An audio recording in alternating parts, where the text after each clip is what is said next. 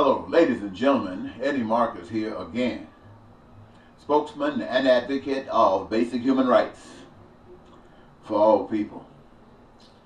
I got this little note that came to me this evening, and I've been thumbing it around, and now I got to bring it to you for whatever it's worth.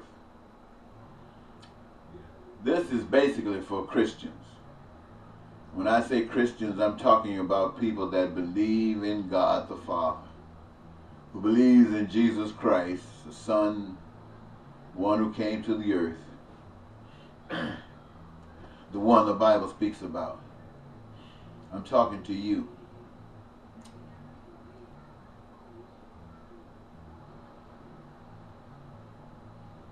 I can believe, and I'm saying believe, I don't know, that the reference in the Bible when it speaks of angels, when it speaks of the angelic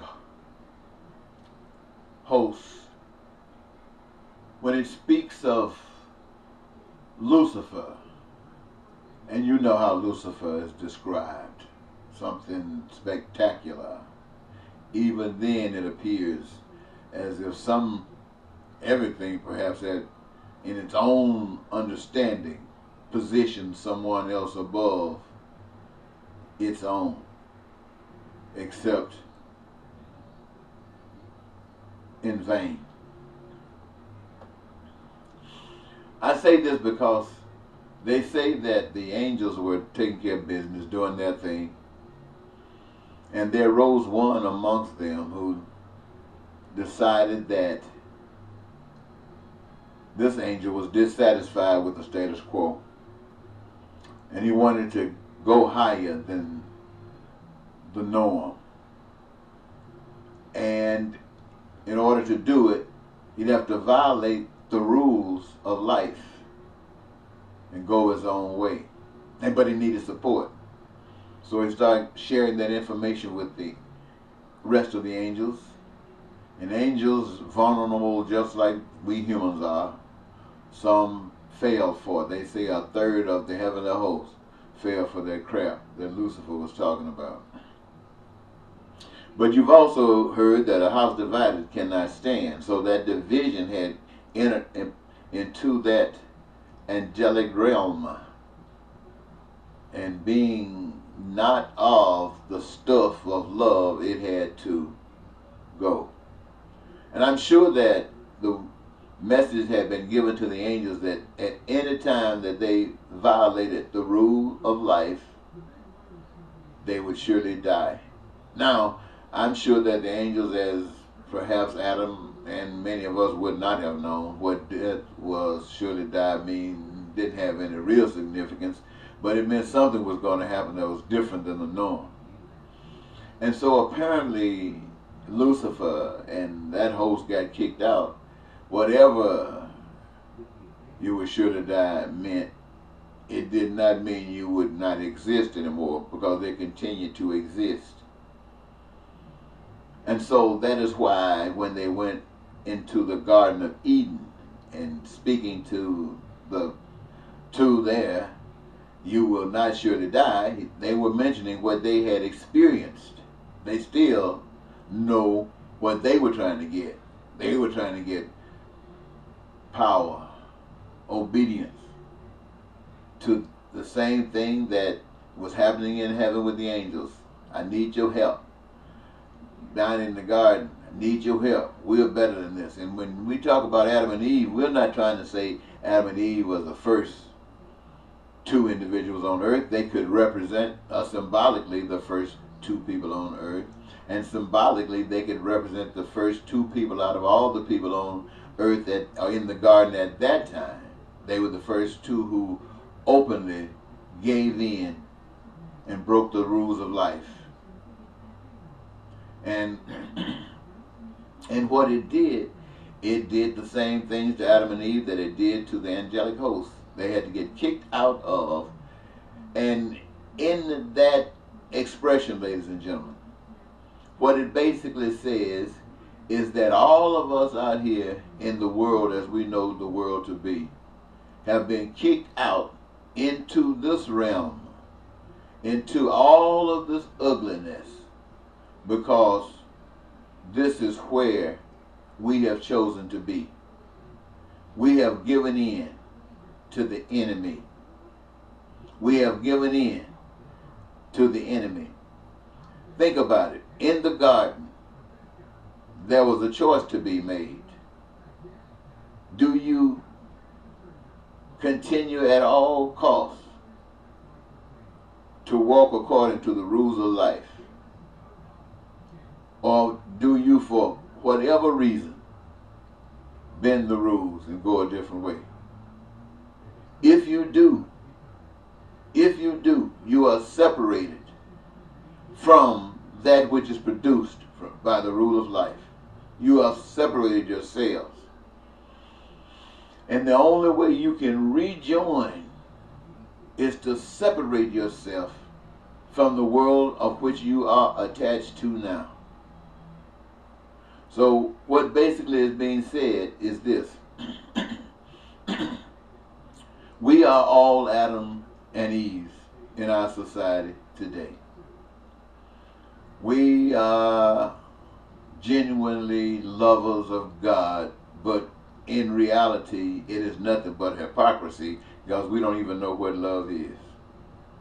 But we think we do. And even in our thoughts about what's good and kind and righteous, we will only go so far to commit to its continued existence. For instance, we have gone into war because somebody said something was threatened and we believed them. Whether it was or wasn't, we've given our lives, many of us have, and we've taken lives, many of us have, in an effort to maintain what we have been told was legitimate and purposeful. And it's all about ugly things. Now,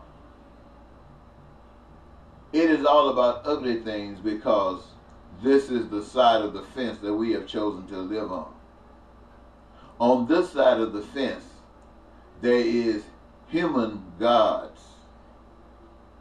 They have taken control by all kinds of means, the resources of the earth, and claimed them as their own.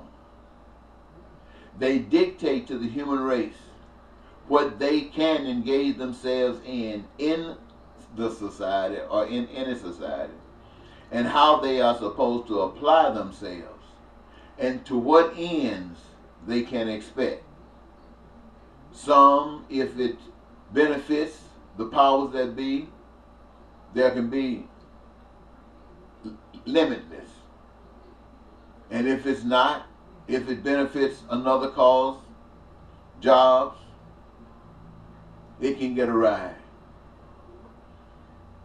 But in the end, we are all human beings serving as peons, as little puppets in the game that's played by those who deny God, and have found some way to scheme all of us to bend and bow to this scheme, because we have before us, if we choose to do otherwise, death.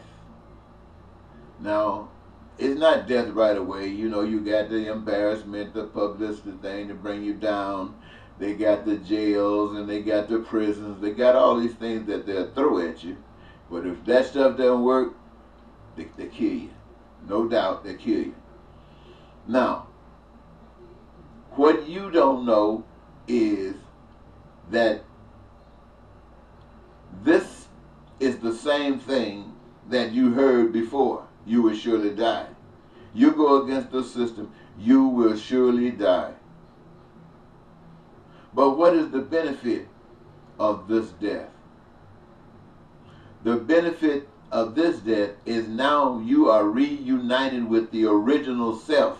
You are reunited with that which is called thy will being done on earth as it is in heaven, like it always was in the garden until somebody violated the rules. Always the way it would be on earth until somebody violates the rules. So you either have to stop violating the rules and straighten things up, or like when that voice came to Adam in the garden and said, "You will not." Adam was supposed to, don't break the rules, baby. And so for those of us who on earth, I'm talking about you Christians now, who say that you are born again, that means you see things a different way than the way things are going. And there is no way a born again person is going to go along with the way things are going, because they see the problems. They understand and ready with solutions. And there's no way. Now here they are now. They are back on track. They're not in the Garden of Eden. They're here on earth. But their minds have been reset, and they know the kingdom will. And even here in the middle of earth, in the middle of this chaos, they will not violate the rules of life. They will not violate the rules of life. To get along in this world, they will not violate the rules of life. They stand to make things better or leave you with your hell.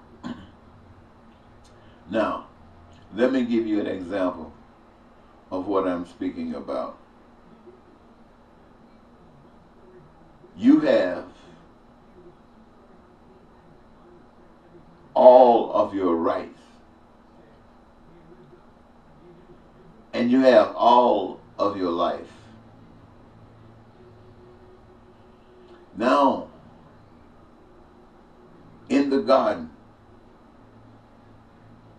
Adam was not supposed to yield. We who are born again are not supposed to yield.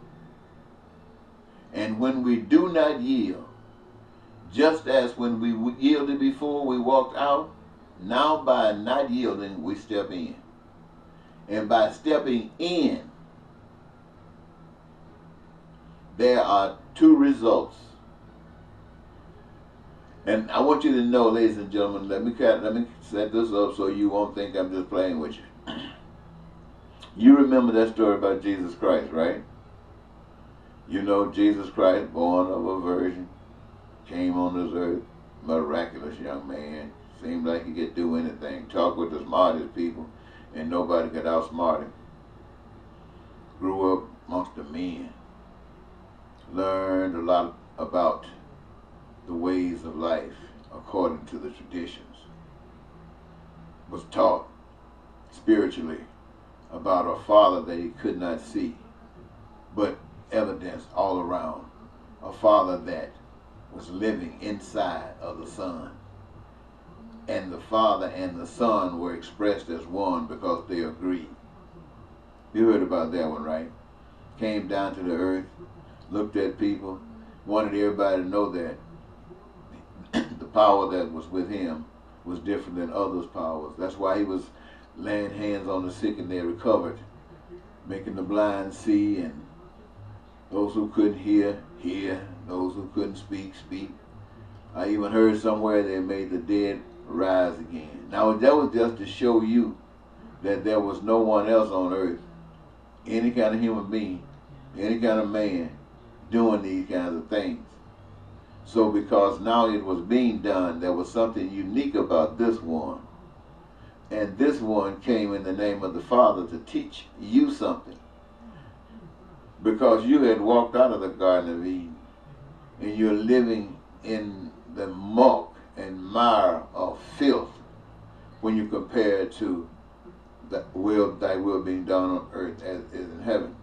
So he comes down here to let you know that you have been blinded, that you have been tricked, you're being conned, your life is being taken and sapped away from you by those who have no compassion for you whatsoever. But God wants to remind you that there is another way, the original way, the way of God. And to remind you that it is the way of life, the way of God is the only way for all of that which every last human being in their bondage desire. peace and prosperity and the joy of life. It'll never come over on this side of the fence. When you start talking about dreams coming true, it'll never come on this side of the fence. It's not designed to come for you on this side of the fence, because you live under the principles that someone is always better than some others, that someone is always deserving than some others, that this is the way of life. There are those that's connected to the kings and queens and the gods, all kinds of stuff. And they say they walk on a wide track, real broad, real broad. And at the end of that broadness is a wide gate that so many go in to. But just like all of those people in that garden, Adam and Eve were the ones that represented the ones who violated the rules. And so over here, when somebody wakes up, they become violators of the rules of this hell. And this is hell. Ladies and gentlemen, you don't know it. But this is hell when you compare it to heaven on earth. This is pure hell when you compare it to heaven on earth. And the Republicans have no solutions. The Democrats have no solutions. White men have no solutions. White women have no solutions. Black men have no solutions.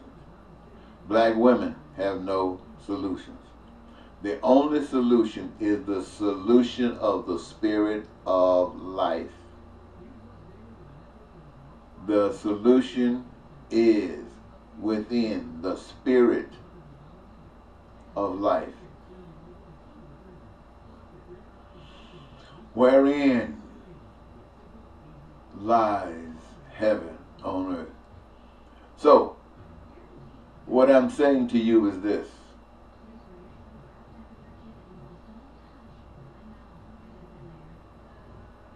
I don't know if I've confused you.